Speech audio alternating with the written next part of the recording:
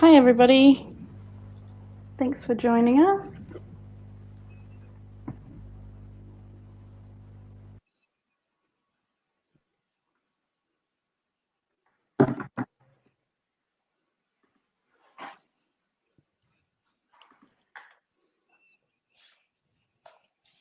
Most of you have already found the chat, but can you just let me know on the right hand side there whether you guys can hear me okay?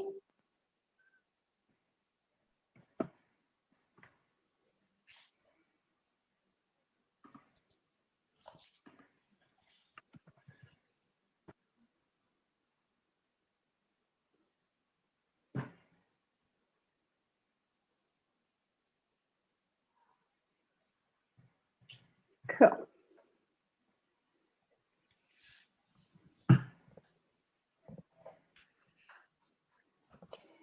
Hey, awesome. All right, thank you for that. We might just get started, I think. Cool. So good evening, everybody. Thank you for joining us for today's webinar. We are recording this session, so if you have any issues hearing anything or if you miss anything, you will get sent a recording after we finish.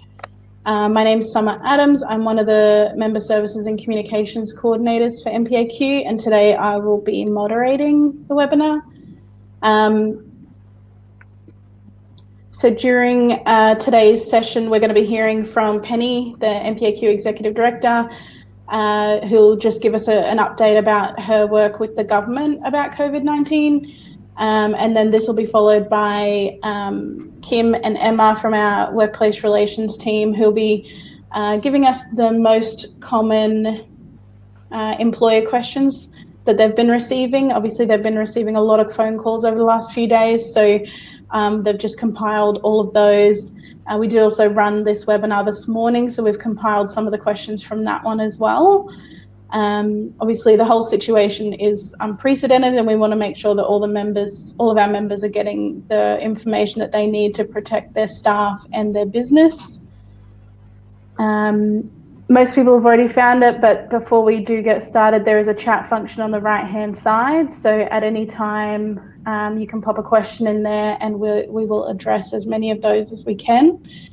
We will hold them until each person's finished speaking, and just to make sure that the question doesn't get answered in the rest of what they're saying. Yeah, that's about it from me. I'm going to hand over to Penny first, who's going to give us an update. Like I said, if you have any questions for her, pop them in the chat and we'll come to those once she's finished with her update. Thanks, Penny. Okay, great. Thanks, Summer. Welcome, everyone. Thank you so much for taking the time to participate in the webinar today.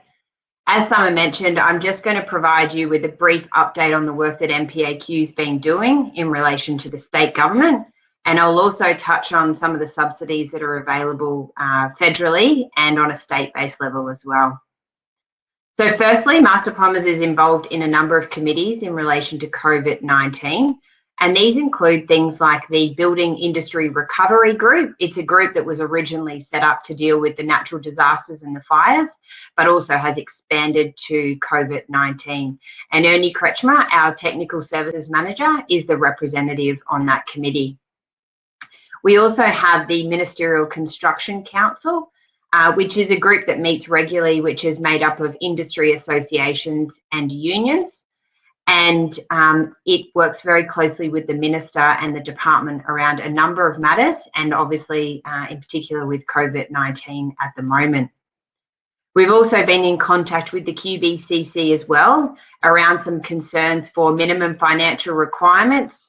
I understand that most people needed to lodge their MFR by 31 December last year.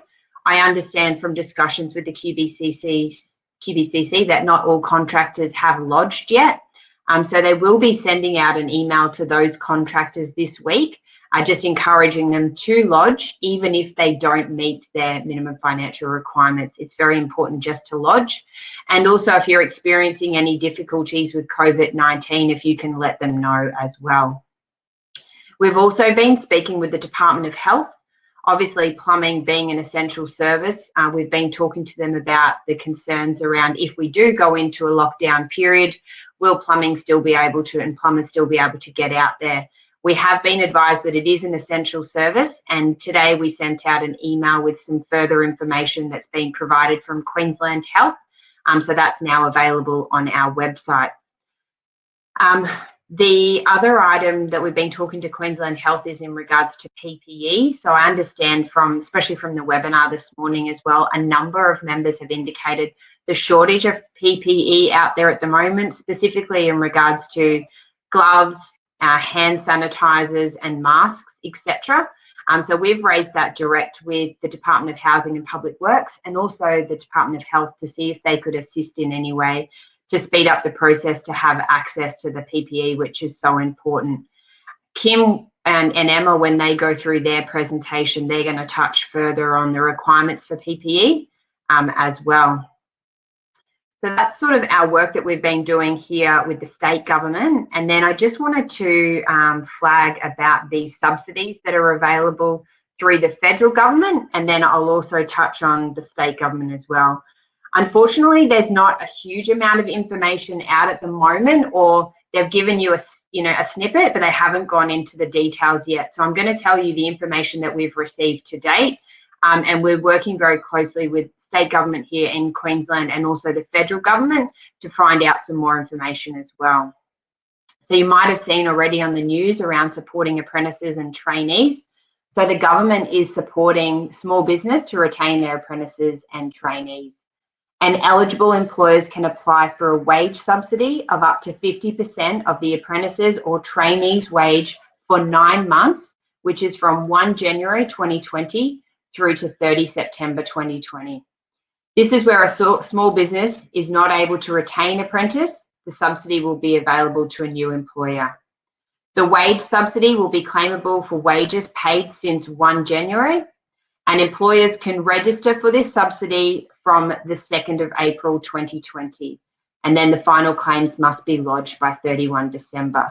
So as soon as that link is available, come the 2nd of April, we'll get that out to members so that you know how to register, because I'm sure that a lot of people will be wanting to take advantage of that. The subsidy will only be available to small businesses employing fewer than 20 employees who retain an apprentice or trainee. Employers of any size group training organisation that has re-engaged an out-of-trade apprentice or trainee may also be eligible for the subsidy. The apprentice or trainee must have been in training with a small business as at 1 March 2020. And employers will be able to access this through the Australian Apprenticeship Support Network, so people like Busy at Work and MEGT as well. So we'll keep everyone up to date in regards to supporting apprentices and trainees. The next one also that they've offered from a federal government perspective is tax-free payments between $2,000 and $25,000 for eligible businesses with a turnover of under 50 million to provide temporary cash flow support to businesses that employ staff. This will work with giving eligible businesses that withhold tax to the ATO on their employees' salary and wages, receiving a payment equal of 50% of the amount withheld, up to the maximum payment of $25,000. They're expecting that this will benefit around 690,000 businesses employing over 7.8 million people. They've also increased the instant asset write-off, so that's the threshold from 30,000 through to 150,000, and expanding access to businesses with aggregated annual turnover of less than 500 million up to the 30th of June this year. Business with a turnover of less than 500 million can, up until 30 June 2021, deduct 50% of the cost of an eligible asset on installation, with existing depreciation rules applying to the balance of the asset's cost. And this is the first step that the government is taking in terms of addressing some of the issues. And that's come direct from Michaelia Cash, who's our federal minister. So that sort of gives you a little bit of an update from business assistance from a federal perspective. And then from a Queensland perspective, they've deferred payroll tax And they've also created $250,000 interest-free loans for businesses to retain staff, initially for a 12-month period. Once again, that information is available on the Business Queensland website, but as soon as it basically just says at the moment, just register your interest. So we can provide a link through to everyone following the webinar as well. So if you would like to look at that, you can register for it. We've also been working with one of our partners, Exact Accounting, and they're looking to roll out, in conjunction with us, a webinar next week, just to talk more around cash flow and what you can do to survive in these sort of times where things are going to or may get difficult for each business. So Summer will have further details of that in the next day or two. But thank you. I'll hand over now to Kim and Emma, and they can talk to you further in regards to workplace relations and the questions that we've been getting this morning. Thank you. Thanks, Penny. Did anyone have any questions for Penny before she runs off? We can come back to them at the end of the session as well, if you haven't thought of one just yet.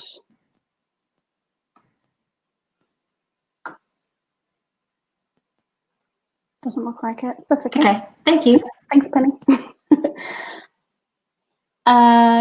Cool. So now we're going to move on to the main portion of today's webinar. So we're going to be speaking with Emma and Kim from our workplace relations team. So as I said earlier, over the last few days, they've been fielding a really big quantity of calls around employment and employees, that kind of thing.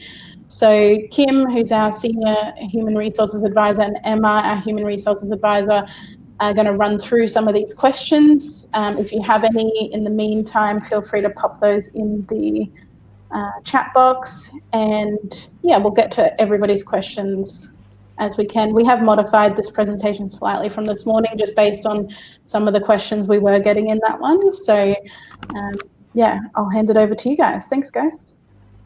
Okay, thanks Summer, and welcome everyone. So this webinar is a general overview of the questions Emma and I have been receiving from members so far. Therefore, the information provided is general in nature and is not specific to any individual business or circumstances. As Summer mentioned, we will be providing a number of webinars in this series to provide further detail to ensure our members are continually updated with the relevant information for your business. We will be referring to the coronavirus as COVID-19 throughout the presentation. What we're going to do is now hide our faces so you can concentrate on the content and not be distracted by us. So we'll jump right into it now. Okay, great. So what are some general hygiene practices that we should be using in our business? Thanks, Emma. So we've received our information from a number of organisations, including the World Health Organization and the federal government. So let's look at some good hygiene practices. So covering your coughs and sneezes with your elbow or a tissue, and just remembering to dispose of your tissue properly. So it's just one use with the tissue before you throw it in the bin. Washing your hands often with soap and water, including before and after eating and after going to the toilet. If possible, using an alcohol-based hand sanitizer. If that's unavailable due to the shortages, look at other things, other options like we mentioned above, the soap and water, disinfectant, diluted tea tree oil or eucalyptus oil, anything of that nature. Make sure that you regularly clean and disinfect any surfaces. And if you're sick, avoid contact with others and staying more than the 1.5 recommended meters away from other people. It's a good idea as well to continually clean and sanitize objects that you use a lot of. So for example, your mobile phone, your keys, your wallets, motor vehicles, so the steering wheel and the gear shift and things like that. And more importantly, tools that you use on a regular basis and equipment. So employers will be required to ensure there is adequate facilities to enable good hygiene practices at work. So which includes the providing of soap and hand sanitizer in each work vehicle and at your office premises. Ensure suitable cleaning is undertaken of the business premises, vehicles, working spaces, etc., and limiting or banning non-essential work travel. So what are my workplace health and safety obligations as an employer? So under the Queensland Workplace Health and Safety Act 2011, employers are defined as a person conducting a business, have an obligation to ensure that the work health and safety of their workers and to ensure the workplace is safe and without risk to the health and safety of workers and of other people who may be affected by the work or the workplace operations, so far as reasonably practical for the employer to do so. There's more information available on the Safe Work website, and this link is also available on our page that we've set up for members as well.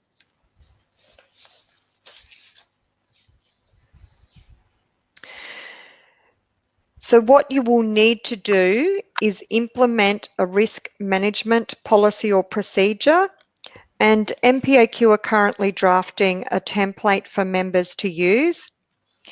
You'll also need to look at implementing a work health and safety policy, and I believe there was a member alert set out this afternoon which included a template workplace health and safety policy. You also need to implement a work health and safety system if you don't currently have one in place. So this is things like your safe work method statements, your risk assessments, incident reporting and things like that, your hazardous chemical register. Please keep up to date with the information on infection and quarantine requirements from the Commonwealth Department of Health, and we do have that website available for members as well. And consult with your employees about safety, what safety measures might be needed to eliminate or minimize the risk of infections, and keep employees up to date with any new measures that are deemed appropriate. So how do I protect my employees and my business? Okay.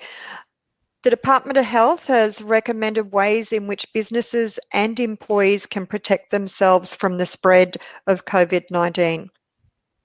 So any employees who have returned to Australia from overseas in the past 14 days, any employees who have been in close contact with a confirmed COVID-19 case in the past 14 days, and any employee showing flu-like symptoms. And with this, we mean coughing, sneezing, fatigue, fevers, shortness of breath, should remain in self-isolation for 14 days.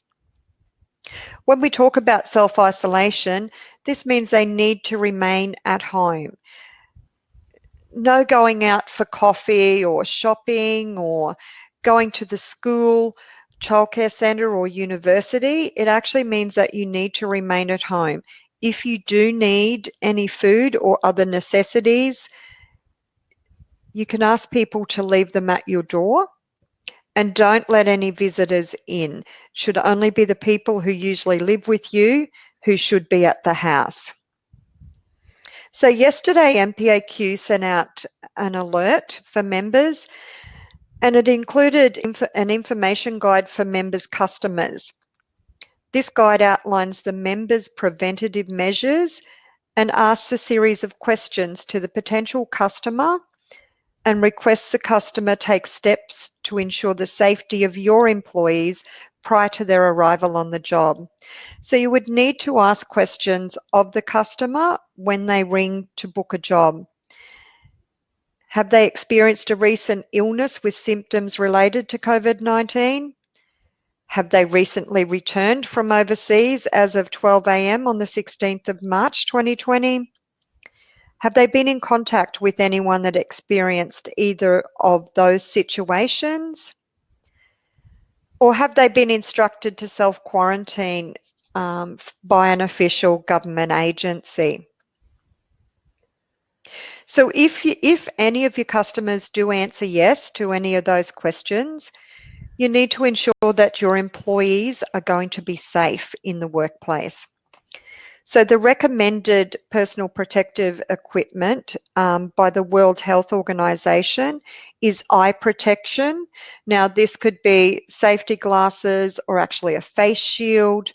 They do suggest the N95 respirator mask, but with masks being very hard to come by at the moment, if you can access any type of mask, industrial gloves, or in certain cases, latex gloves,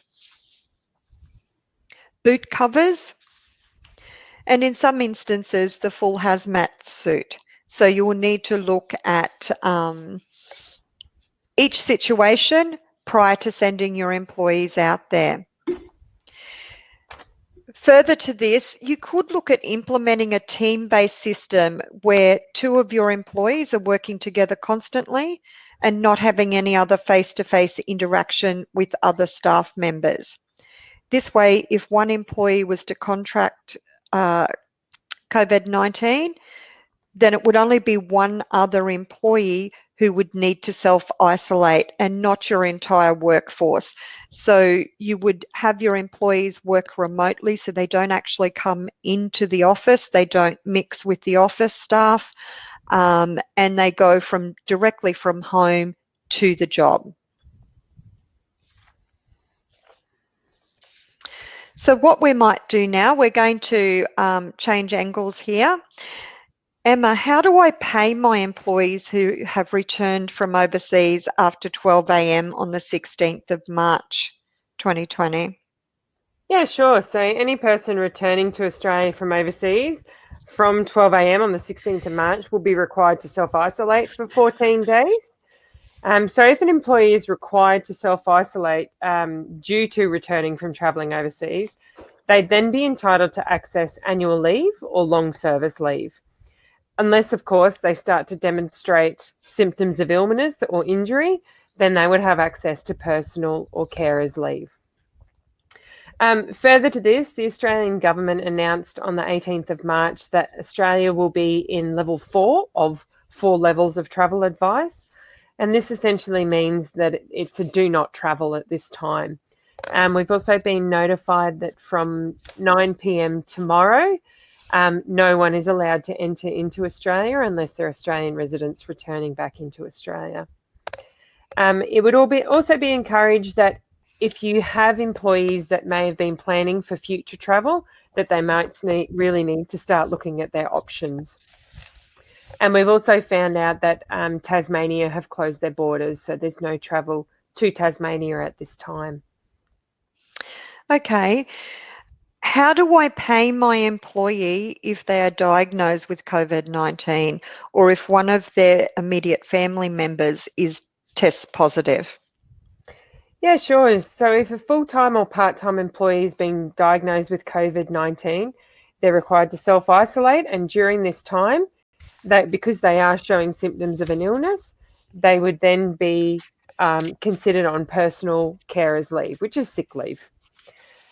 So if or when their accrued personal carers leave entitlement was to be exhausted or run out, they'd then be on unpaid leave or develop an agreement, which we'll talk about at a later time. Casual employees would not be entitled to payments for shifts that they do not attend. So if you've got a casual staff member that's returned from overseas, then unfortunately they don't get paid at this time while they're on self-isolating. So if a family member, an immediate family member or a household member of the employee is sick and diagnosed with COVID-19, then again, that employee would be on personal carers leave. And again, if it was to be exhausted, then they'd be on unpaid leave. Casual employees in this scenario would be entitled to take 2 days of unpaid carers leave for each occasion, and then they would be entitled to return back to work if they were back, if the person was back well after they've been assessed and been cleared of COVID-19. In this situation, we'd suggest that an employee would provide a medical clearance before returning back to work, and ideally that this is communicated to the employee in advance of their expected due date to return to the workforce, so they know what the expectations are of getting that medical clearance back into the workplace. Also, Emma, an employee's been diagnosed with COVID-19 and they're attending our workplace. What do I need to do as an employer? So in this scenario, the employee that has been diagnosed with COVID-19, they would then again be on personal carers leave and needing to self-isolate. Then also, if anyone else that came in contact with that person, they would need to self-isolate for 14 days as well. At this time, those employees who are not yet confirmed with COVID-19 would then be on annual leave, or if they've got long service leave, be able to apply for that during that time of self-isolation where they're not showing any symptoms. If they then were to move into having been diagnosed with COVID-19, then they would be able to access personal carers leave. Thank you. What happens if an employee is ill or injured or due to an unforeseen emergency, but it's not related to COVID-19? So if an employee is unwell or injured, and it's not confirmed as COVID-19, so let's say, for example, they've hurt their ankle outside of work, or they do just have a general cold and they're feeling unwell, they're a bit achy in their body, and they would ordinarily stay home, then they would be encouraged to stay home and be on personal carers leave. Ideally, this would be supported with a medical certificate by the employee, and hopefully the medical certificate will say how long they would be off work for. So then if it was to be, say, 3 days that the medical certificate was to cover them, then they could return back to work. As we understand, a lot of doctors are also saying if you're showing cold and flu-like symptoms, that the person remains at home until 24 hours after the symptoms have cleared up. So if they're sick for the 3 days that they got the medical certificate and then they're still not feeling great on the 4th day, then it would be recommended that by the 5th day they might be feeling a lot better, and then they could come back to work potentially on the Monday. What happens if an employee has to remain at home to care for a child or a dependent, either through illness or injury or due to an unforeseen emergency? Yeah, sure. So in this situation, if a child is ill or injured, or if their school or daycare was to close, at this point in time, the school or daycare closing would be seen as an unforeseen emergency because we don't know what's happening just at the minute. So in the initial phase of that situation, the employee would then be on personal carers leave until that is exhausted. And we'd recommend in that situation that they'd then have a discussion with the employer to reach an ongoing agreement about how or what leave type they might be on, or whether they could have alternative arrangements of working from home. And we'll discuss those later. So if the child was ill or injured, then again, the employee would be on personal carers leave for the period while they're providing care and support to that child during this time. Okay. What do I do if an employee wants to self-isolate as a precaution? I understand that, you know, it is trying times and some people may have anxiety and they want to self-isolate just as a precaution. Sure. So if they choose to self-isolate and they're not feeling ill, they're not injured, it's not a personal emergency, or they're certainly not come in contact with anyone with COVID-19 or not diagnosed with COVID-19, then they'd be entitled to take annual leave, or if they have it, long service leave. What would happen if I have casual employees? Do they get paid? So when a casual employee doesn't attend for work, they aren't entitled to payment. Similarly, if they're ill or injured, they don't receive a wage for any shifts that they don't work. Okay, thank you.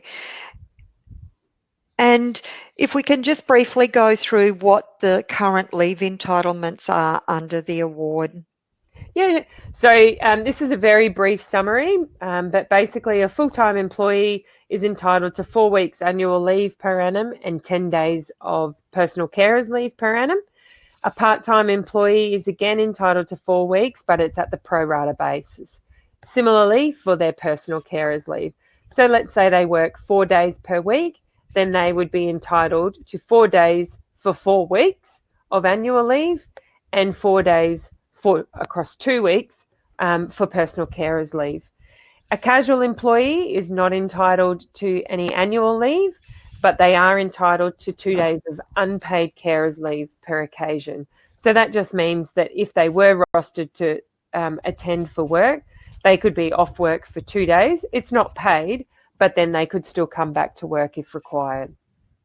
Again, that full-time and part-time leave entitlements, they accumulate throughout the year, and the balance from each year carries over. So you might have an employee that's been with you for, say, 6 years, and they've never taken a day of personal carers leave, then they would be actually entitled to 60 days of personal carers leave at this point in time.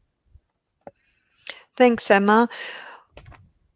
What are other employment options if leave arrangements have been exhausted? So given the situation at the moment where a lot of people are on different types of leave, there are a number of options that the employee and the business can look at and mutually agree what's going to be suitable. And again, it might be different for each situation within each individual employee. So where possible, where an employer can provide meaningful work for the employee, they might be able to develop a working from home arrangement. We would encourage that this is documented so that everyone knows what the provisions are from working from home. Ideally, we've also got a checklist, a risk assessment checklist on our website, so that then you can have a look and see how is the employee's workstation set up at home and are they adequate to be able to perform that job. Another option would be to reach an individual agreement with the employee and allow them to take leave in advance. So let's say they've used up all of their annual leave during this time, then you might agree that they can use further annual leave at the moment, and then when things are back up and running, they would just not be able to take any annual leave until that negative balance is brought into the positive again. Another option would be to continue to pay the ordinary wages and have it as a time in lieu arrangement. So they're getting paid now and then they make up the hours at a later date. Just be careful with this one because it would be reasonable hours that they would be able to make up. So let's say they do their 8 hours a day, then you could likely get them to do 1 or 2 hours additional each day and still be within a reasonable amount of additional hours. If the employee sort of said, I really want to get these hours knocked down really quickly and give them back to you, and I want to work 5 hours on top of my 8 hours, that would likely be deemed unreasonable because those would be 13-hour days and that would be considered excessive. And then finally, the other option would be that they would be on unpaid leave. If there's no other options of being able to work from home, take leave in advance or time in lieu, then the employee would be on unpaid leave. Thank you. What if my business has a significant downturn due to COVID-19? What are my options? So let's say that the customers have completely stopped calling or a business, a work site is shut down. Then under the Fair Work Act, those employees that are covered by the Plumbing and Fire Sprinklers Award would then fall within the clause of a Fair Work Act, which is the stand down provisions. It's under section 524 and the details of that are up on the screen. Where it would primarily come into play would be clause 524, clause 1, section C. And it would be an employer may, under this subsection, stand down an employee during a period in which an employee cannot usefully be employed because of one of the following circumstances. Then we move down to C, a stoppage of work for any cause for which the employer cannot reasonably be held responsible. So because of COVID-19, you cannot know that what the impact is going to be on the business. Customers have stopped calling. So then that is a flow-on effect that it could be stand down. Whether we recommend a lot of caution with this is because stand down is on unpaid. It's no entitlements. So they're not on personal carers leave. An employer and in the majority of employees may agree to be able to pay a period of annual leave during a stand down clause, but be mindful of what your balances are and what the employee's balances are, because in the other circumstances, annual leave is used only on staggered basis. So it's not often that a business would have all of their employees on annual leave at one time. And then after that agreement is reached, let's say they're on annual leave for 1 week, then they could potentially be on stand down and be on unpaid. So with this clause, if you are in this situation, please give myself or Kim a call so we can talk through your exact situation and see what our options could be, or how we could mitigate any risks to what your business may face by enacting the stand down clause. Okay. What if the employer directs an employee not to attend for work, but the employee is not showing signs of COVID-19, they're not ill or injured, and they're not required to be self-isolated? So this one, again, have a bit of caution, because if you direct your employees to not attend for work, then it would be deemed likely that it's a direction, therefore you have to pay. So if you're saying to your staff, everybody go home, then yes, it would be likely that you would have to pay. And then because you're paying ordinary wages, you're then also accumulating all the leave provisions as well. Okay, thanks, Emma.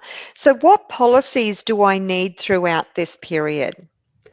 So during this time, it's recommended to ensure your policies and procedures are up to date, and also so that the employees have a clear understanding of what their expectations are and what the business is requiring. So if you haven't looked at your policies of late, maybe now is a really good time, and then have a teleconference toolbox meeting to really go over some of the content. In particular, some suggested policies would be a leave policy, where it really highlights about annual leave and personal carers leave, also potentially compassionate leave, what times that people could access that, a workplace health and safety policy, any flexible working arrangements policy, if that's going to be an option. If that's not an option for a business, then don't implement a policy, because you don't want to have a policy where you can't adhere to it. And also an emergency procedure, so that employees know what to do if all of a sudden all employees have to be away from the business, what that looks like. We are developing templates and examples of these types of policies, and some are already available on our website, and we aim to have all of them ready for next week. Okay, thanks, Emma. So communicating with staff. Yeah, so at this time, because of the uncertainty and the increased level at which changes are happening, we would strongly suggest constantly having strong communication with all of your staff. It may not be face-to-face, but maybe developing a Facebook Messenger group, or through Skype, or even just a teleconference option, so that then you're touching base with employees on a regular basis. It would be also good to maybe hold a toolbox meeting and say that due to the circumstances, whatever is negotiated between the business and the employees is going to be on a confidential nature, because each individual's employment circumstance may be changing at this point in time. It could depend on people's leave arrangements. their caring arrangements, and so forth. So you want to make sure that you've highlighted that it is a confidential discussion, and any agreements reached are confidential. And it also ensure that each situation is looked at on its own merits, so that it may not be that it's a one-size-fits-all at this point in time. It may be what are the circumstances surrounding each individual situation. So that's all from us for the time being, but we certainly want to take some of your questions. So we'll hand over to Summer now, and she'll facilitate some of a bit of a Q&A. Cool, thanks guys. I might get, if everyone's there, pop their cameras on. There they are, cool. Just so we can run through some of these questions. So we've got a couple.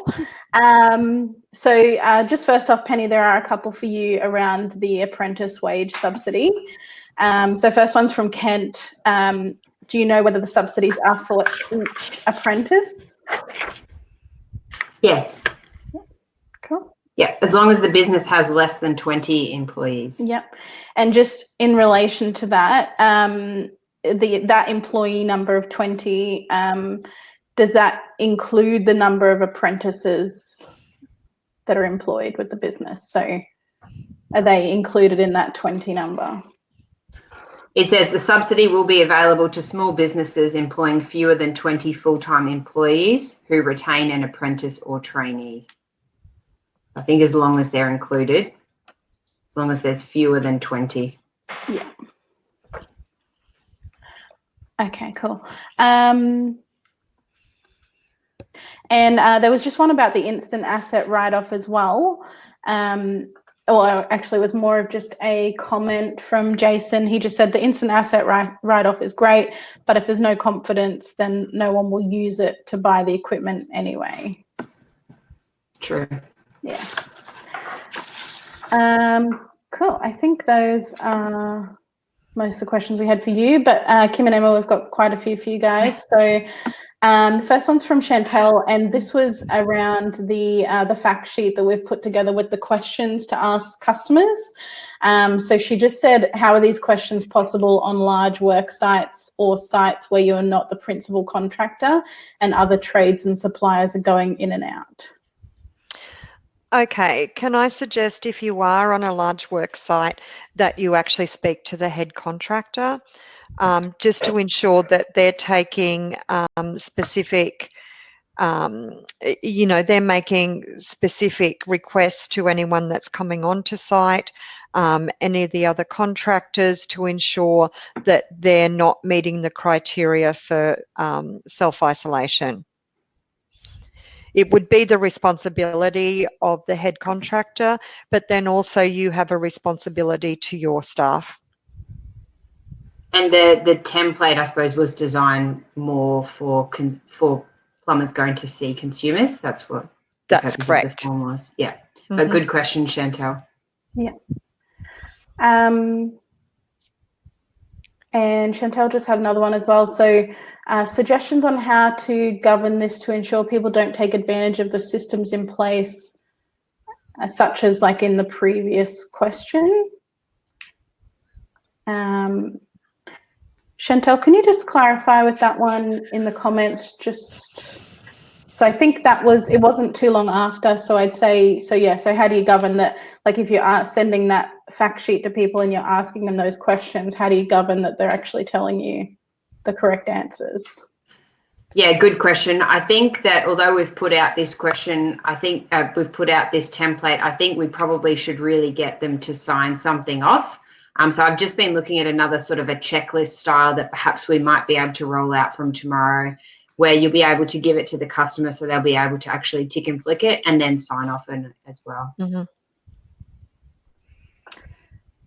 So Donna has asked, and I think this is kind of similar to this whole stand down clause, because I think this actually came before you mentioned that. So if due to decreased business, can we put our staff on unpaid leave? Yeah, so by enacting the stand down clause, you can, but it's under certain circumstances where if you cannot provide any meaningful work to your employees, that then you could look at it, and then it would be on unpaid leave. We suggest with any stand down to give Kim and I a call.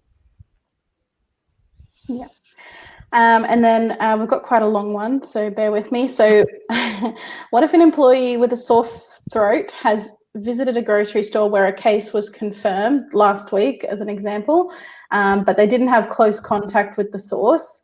They called the hotline. They said they don't meet the criteria to test, but should self-isolate for 14 days. How should he be paid? And then she's just provided some more clarifications. She said he's a full-time permanent apprentice. And then, yeah, maybe we'll start with that part of the question. Good question. So in that instance, if they're saying to self-isolate, then I would still suggest to maybe get a medical certificate, and then he be on personal carers leave for the time that he is feeling ill or unwell. And then for the remainder of the time, he could potentially be on annual leave. So if he's only feeling ill or unwell for 3 days, and that's what the medical certificate says, then be on annual leave for the remainder of those 14 days. And then the rest of her question was, if he needs to isolate, does that mean that all of their staff need to? And also, what is the clarification around come in contact with a confirmed case? So in regards to all staff, because there's not a confirmed case of COVID-19 at that workplace, then not everybody at this stage will have to self-isolate. It will just be he self-isolates for the time that he's been told to or recommended to, and then he returns back to work. In the meantime, though, if his symptoms do increase and he becomes determined as having COVID-19, then he would have to assess who's he come in contact with. If he then has come in contact with all employees, then it would be at that point that, yes, potentially all employees would have to go and self-isolate and then be on potentially annual leave or personal carers leave if they are feeling unwell. I hope I answered all of that. Yes. Yeah. Okay.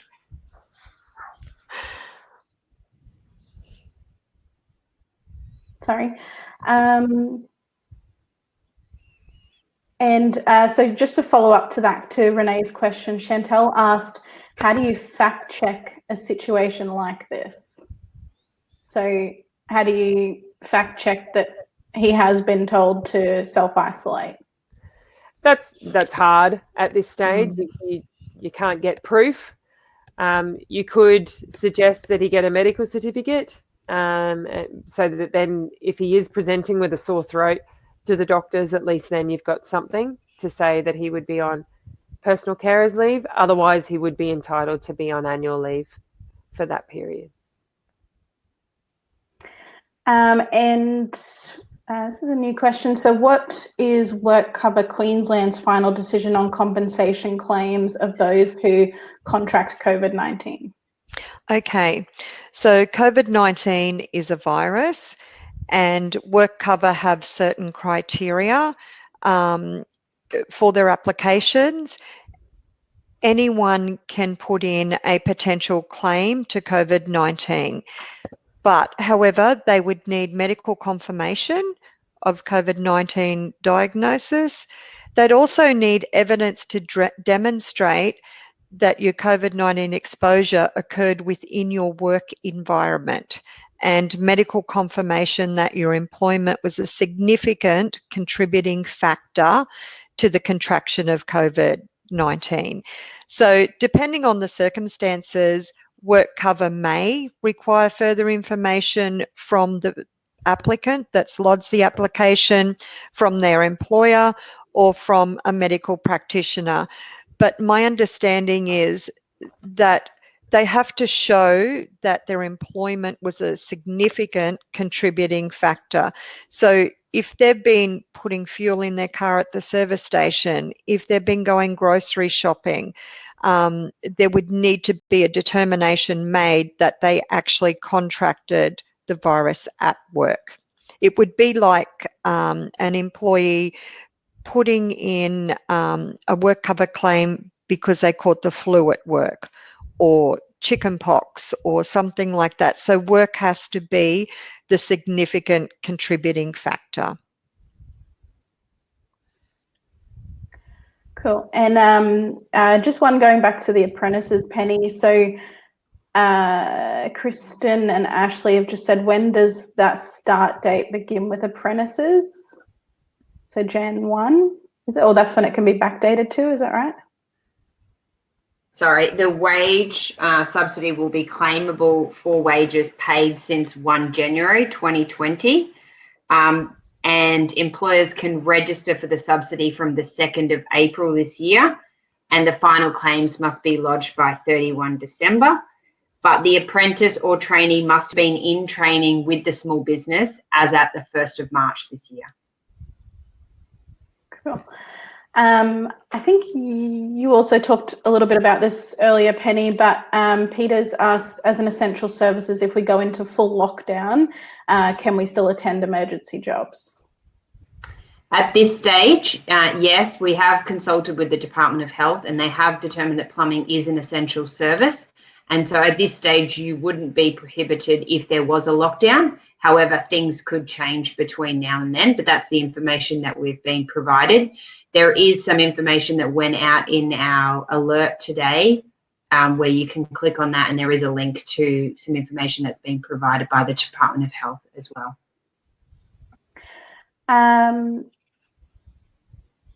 So just going back to Kristen and Ashley again, just further to that previous question about the apprentices. So they're putting on a 3rd-year apprentice. Can we get the apprentice subsidy? Or so it's only for existing employed apprentices. By reading it at the moment, it does say that it is only for existing apprentices that must have been with you from 1 March. However, I'm sure there will be further subsidies available if you do put on an apprentice, but we don't have any confirmation of that. But I was part of a CSQ meeting today, and we were talking about that as well. So I'm sure if it's not already available, and as I mentioned, the information that's come out from the federal government and the state government is quite limited, because obviously they're reacting to this as well. As soon as we have more details, we'll let you know. Cool. Sean's asked, what about employers? If business slows, will there be any financial support for the employers from the government? So at the moment, the business assistance that is available is you've got the interest-free loans up to $250,000, and that's predominantly to retain staff for a 12-month period, and that's through the Queensland government. So that's what they've put available first. And then we've also got information about the instant asset write-off, but that's not specifically related to that. That's pretty much all that's come out, but I'm sure the Prime Minister will be announcing some more funding in the coming weeks, if not days. So Felicity just had a comment about PPE. So just saying that they're struggling to source the recommended PPE, i.e. hand sanitizer, etc. So is there any plan to help employers provide this for their employees? So we've reached out, based on the conversation today from the earlier webinar, to the Department of Health, to the Department of Housing and Public Works, through the Ministerial Construction Council, and through to the QBCC as well, to see if they can help provide any support in regards to obtaining the PPE, whether that be sanitizers, masks, gloves, etc. So I will follow up with them again tomorrow to see if we can get any response, and we'll let members know as soon as possible, because we understand that it is causing problems for you and your business at this stage. And if you can't get sanitizer, then you can provide them with hand pump soap for their utes, and then maybe give them an alternate water can or something, so that they can physically wash their hands at their ute or workstation, and do it for the 20 seconds and sing happy birthday twice. Yes. And we just had a question from Matt. So can you please clarify what constitutes exposure or coming into contact with COVID-19? I think we got an official answer about this. Oh, yes. Well, I don't have it exactly in front of me, but from memory, and we'll provide the exact answer in our correspondence and on our website, that if you were in contact with somebody for 15 minutes or more, that with someone who is diagnosed with COVID-19 and coming into contact is being within that 1.5 metre radius or range, and also touching things that they have touched for 15 minutes or more, that is when the exposure may happen. But we will put further details because there is a definition about being in contact with somebody. So it's a bit more closer than just if somebody was in the supermarket and they've been found out that they have got it, and you were on the other side of the shopping centre at that exact time, then it may not be that is considered in contact. Yeah, I just thought I'd see if I could find it. I can't find it either. Yeah, I think we've just got one more. So, oh no, sorry, it's just a comment from Brant, just saying that PPE especially required for emergency maintenance plumbers. So they're desperate. Yeah, agreed. Yes. So is everybody experiencing the same shortage? I don't know if people can comment, just so that we're really clear on the numbers that we're talking about. And in particular, which items as well.